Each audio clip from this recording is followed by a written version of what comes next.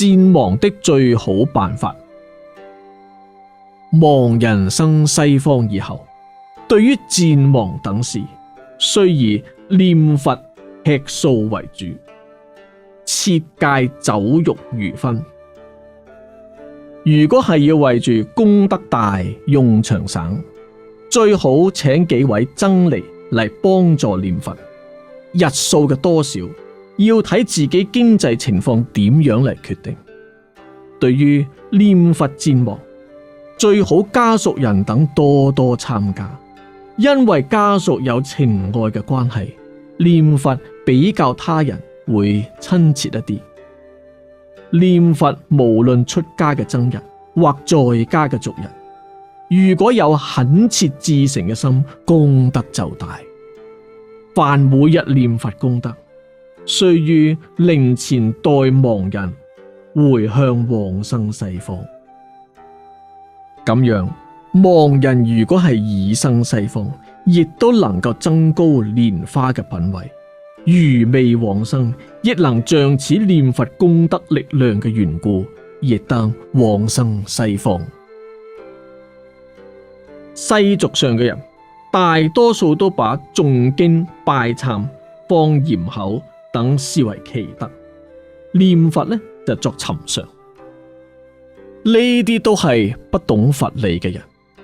觀經上講，念一句阿彌陀佛能消除80億800萬大劫生死嘅重罪。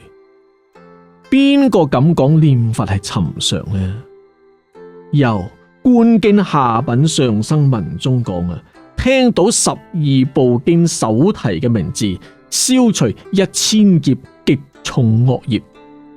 念一句阿彌陀佛嘅名號，消除500萬大劫生死嘅罪。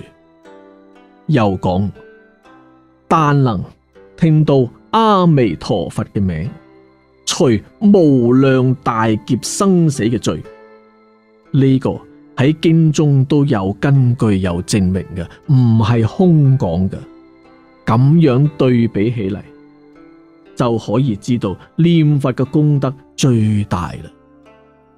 凡係誦經、拜懺、嚴口等種種法事，如果有至誠嘅心，功德亦係好大嘅。可惜而家嘅人至誠嘅心好少。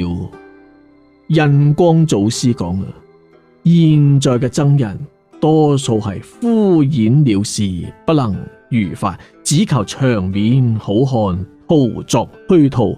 設使專門念佛，則人人都會念，功德又廣大又切實。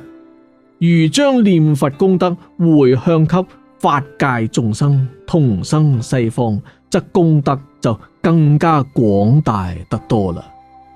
對於亡人所得嘅利益，亦更廣大得多啦。亡人生西方以後，眷屬人等喺49日以內，應該吃素念佛，正守5戒，不殺生，不偷盜，不邪淫，不妄語，不飲酒及不食五辛，則生存者同亡故者兩界識得大大嘅利益啦。